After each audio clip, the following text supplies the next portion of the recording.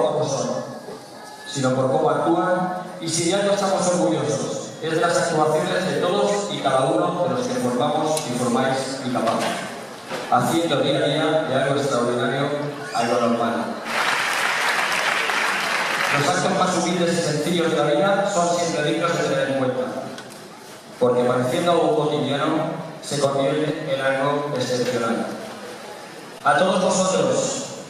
Escuela de Música Ruzafa Palucet, de la que se crea la Orquesta Sinfónica de Ruzafa, daros un lugar en nuestra escala de valores en una sociedad donde a veces los papeles están invertidos,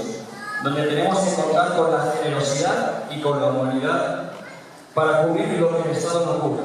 donde lo prioritario no lo parece y lo superficial es lo que ocupa las primeras páginas. Estas palabras, estos aplausos y la certeza de que formáis parte de un capazo de posibilidades y de proyectos necesarios para que las discapacidades de todos sean supercapacidades.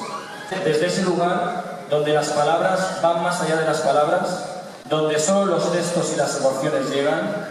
desde ese lugar donde se encuentra lo verdaderamente importante en la vida, justo desde ahí, la familia de ICAPAC os da las gracias. Muchas gracias, amigos.